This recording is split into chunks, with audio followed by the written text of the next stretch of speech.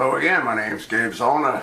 Just read an interesting article posted by Fox News. The date of it is September the 19th, 2017.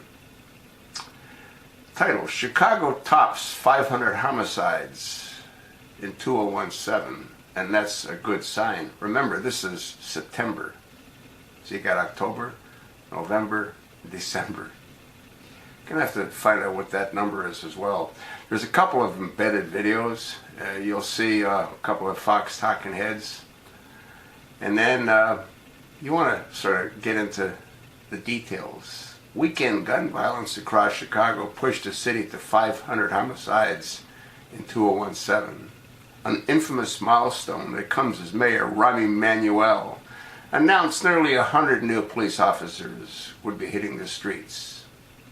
Last year, the city reached the grim mark 14 days earlier. That would have been 2016. There have been nearly a 7% drop in homicides from this time last year, according to the data.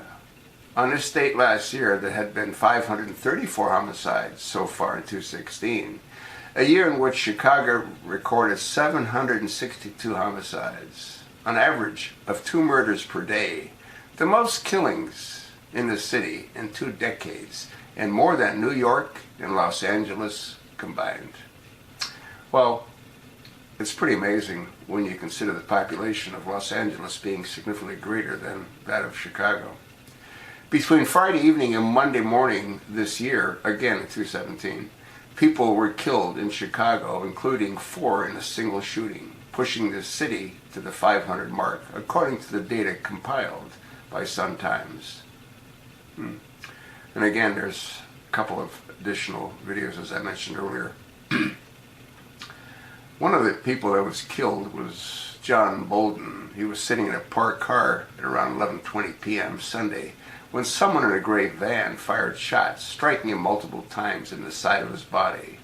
Officials said he later died at the hospital.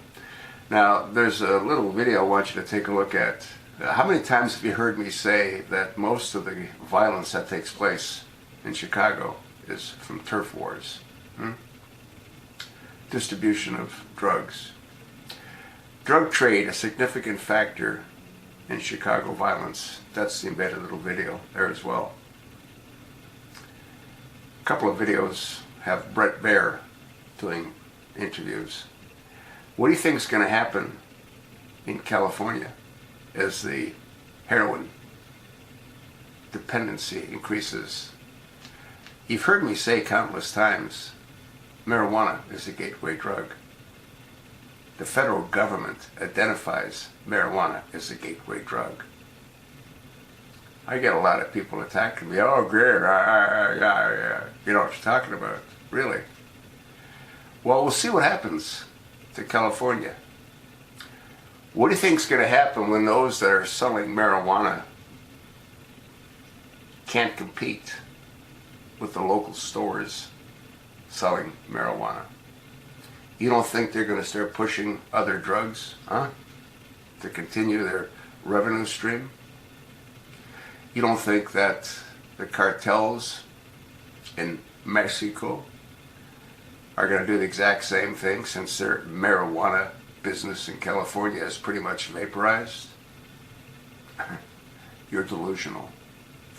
You're going to see over the next couple of years a dramatic increase in opiate deaths throughout California. You think not?